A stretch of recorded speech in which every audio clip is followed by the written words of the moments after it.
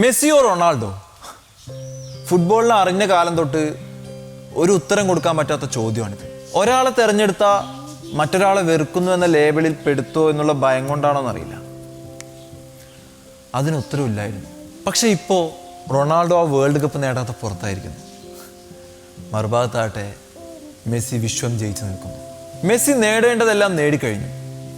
ഈ ലോകകപ്പ് വേദിയിലും മറ്റാരെക്കാളും മികച്ചു നിൽക്കുന്നത് അതേ മെസ്സി തന്നെ. ഫുട്ബോൾ ലോകത്തെ ഏറ്റവും പ്രിയപ്പെട്ടവൻ, ഫുട്ബോൾ ലോകത്തെ ഏറ്റവും മികച്ച കണ്ടെത്തൽ, നേട്ടങ്ങളുടെ കണക്കെടുത്താലും നിസ്സംശയം പറയാം, Lionel Messi the greatest of all time. ഇപ്പം അതിന് ഉത്തരം കുറച്ചുകൂടെ എളുപ്പമായി. അതുകൊണ്ട് ആ ചോദ്യം വീണ്ടും ചോദിക്കാം, മെസ്സിയോ Ronaldo? I still choose Ronaldo.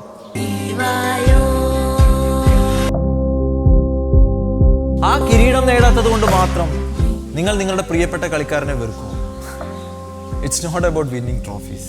ഈ ലോകത്ത് ജീവിച്ചിരുന്ന അത്രയും കാലം അയാൾ നമുക്കൊരു പാഠപുസ്തകമായിരുന്നു. ജീവിതത്തിൽ തലകുനിക്കേണ്ടി വന്നിട്ടുള്ള അവസരങ്ങളിലൊക്കെ നിന്നെ കൊണ്ട് അവർക്കൊക്കെ മറുപടി കൊടുക്കാൻ സാധിക്കുമെന്ന് പഠിപ്പിച്ച് കാണിച്ചു തന്നത് അയാളായിരുന്നു.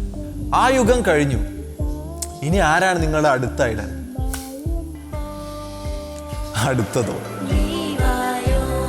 ഇന്ന് അയാൾ ഒന്നും നേടാതെ അയാളുടെ അവസാന ആട്ടം കഴിഞ്ഞ് പടിയിറങ്ങുമ്പോൾ നമ്മുടെ കണ്ണ് നിറയുന്നുണ്ടെങ്കിൽ അതിൻ്റെ കാരണം ഇതാണ്. ഈ ജീവിതത്തിൽ ഞാൻ അറിഞ്ഞ, ഞാൻ ആസ്വദിച്ച ആ ഫുട്ബോൾ അയാൾക്കൊപ്പം ഇറങ്ങിപ്പോവാണ്. ഇനി അത് വെറും ഒരു കളി മാത്രമാണ്. റൊണാൾഡോ, ഒരുപാട് നന്ദി. And football will always miss you.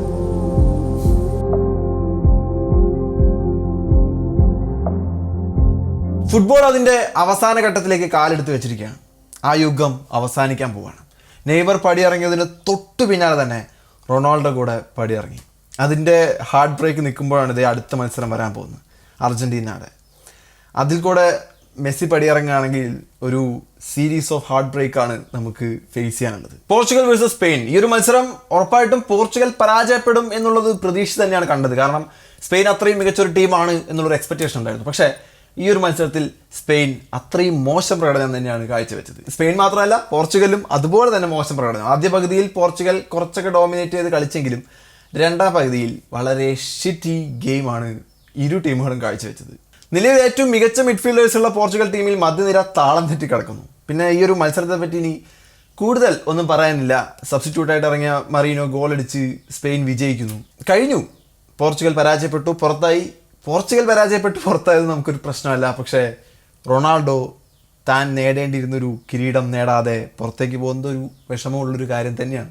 What ever, ഈ ഒരു മത്സരത്തോടു കൂടെ രാജ്യാന്തര ജേഴ്സിയിൽ നിന്ന് പൂർണ്ണമായ റിട്ടയർമെൻറ്റ് റൊണാൾഡോ പ്രഖ്യാപിച്ചിട്ടില്ല. എന്തായാലും വേൾഡ് കപ്പ് വേദിയിൽ നിന്ന് അദ്ദേഹം പടിയിറങ്ങി എന്നുള്ള കാര്യം ഉറപ്പാണ്. പിന്നെ പറയാതിരിക്കാൻ വയ്യ, ഈ ഒരു മത്സരത്തിൽ പരാജയപ്പെടാനുള്ള പ്രധാന കാരണവും കോച്ചിൻ്റെ ഒരു തോട്ട് കൊണ്ടായിരിക്കും. ചിലപ്പോൾ റൊണാൾഡോയെ കയറ്റി കഴിഞ്ഞാൽ അത് ട്രോള് കിട്ടും എന്നൊക്കെ വിചാരിച്ചിട്ടാണോ എന്താണെന്നറിയില്ല. റാമോസ് അത്രയും മികച്ചൊരു പ്രകടനം കാഴ്ചവെച്ചിട്ടില്ല. കഴിഞ്ഞ മത്സരത്തിൽ വിജയ ഗോൾ നേടിയിട്ടുള്ള റാമോസിനെ ഇറക്കാതിരുന്നത് എന്തുകൊണ്ടാണെന്ന് ഇപ്പോഴും ഒരു ഐഡിയ ഇല്ല. റൊണാൾഡോയ്ക്ക് ഗ്രൗണ്ടിൽ ഒന്നും ചെയ്യാൻ പറ്റിയിട്ടില്ല അവസാന നിമിഷം. അത് റൊണാൾഡോയ്ക്ക് മാത്രമല്ല, ടീമിൽ ആർക്കും ചെയ്യാൻ പറ്റിയിട്ടില്ല. ടീംമേറ്റ്സും റൊണാൾഡോയും തമ്മിൽ ഭിന്നത ഗ്രൗണ്ടിൽ നമുക്ക് പ്രകടമായി കാണാമായിരുന്നു. എന്നിട്ടും അതൊന്നും ചെയ്യാതിരുന്നതും വളരെ നിരാശപ്പെടുത്തി. എന്തായാലും ഒന്നും പറഞ്ഞിട്ട് കാര്യമില്ല. പിന്നെ പ്രധാനമായിട്ട് വേറൊരു കാര്യം പറയാനുള്ളത് എന്താണെന്ന് വെച്ച് കഴിഞ്ഞാൽ 90% ഇപ്പോഴത്തെ ഇവിടുത്തെ പോർച്ചുഗൽ ആരാധകർ, 90% എന്നേ പറയുന്നുള്ളൂ, അവരെല്ലാം റൊണാൾഡോയുടെ ഒപ്പം തന്നെ പോർച്ചുഗൽ ജേഴ്സിയും ഊരിയിട്ടുണ്ടാവും. കാരണം ഇപ്പോൾ അവർ ഫ്രാൻസിലേക്കും നോർവേയിലേക്കൊക്കെ ചിലപ്പോൾ ചേക്കേറിയിട്ടുണ്ടാവും.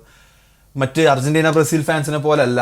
പോർച്ചുഗൽ എന്ന് പറയുന്നത് ഒരാൾ കെട്ടിപ്പടുത്തി എന്ന് പറയുന്ന പോലെ തന്നെ അയാളെ കണ്ട് മാത്രം കൂടിയിട്ടുള്ള ഒരു പറ്റം ആരാധകരാണ്.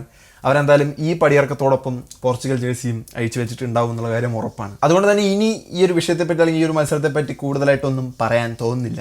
പക്ഷേ ഏറെ സന്തോഷിപ്പിക്കുന്ന അടുത്തൊരു മത്സരം സംഭവിച്ചു. അതിലാണ് ഇന്ന് വളരെ ഹാപ്പി ആയിട്ടുള്ളത്. അത് USA വേഴ്സസ് ബെൽജിയം മത്സരമായിരുന്നു. കാരണം USAയുടെ മത്സരത്തിൽ ഒരു റെഡ് കാർഡ് കിട്ടി പുറത്തു പോയ ഒരു പ്ലെയറിനെ ഫിഫ പ്രസിഡന്റിനോട് ട്രംപ് വിളിച്ചിട്ട് പറയാണ്, ആ റെഡ് കാർഡ് പിൻവലിക്കണം, അടുത്ത മത്സരത്തിൽ കളിപ്പിക്കണം. റെഡ് കാർഡ് എന്താണ് എന്ന് ഫിഫ പ്രസിഡന്റിനോട് ചോദിക്കണം. എനിക്കറിയില്ല റെഡ് കാർഡ് എന്താണ്. അപ്പോൾ പുള്ളി പറയുന്നു അത് സസ്പെൻഷൻ, എന്താ ഒരു പ്ലെയറിനെ ഫൗൾ ചെയ്തതിന് സസ്പെൻഡ് ചെയ്ത് വിടുന്നൊരു പരിപാടിയാണ്. ഓ അങ്ങനെ.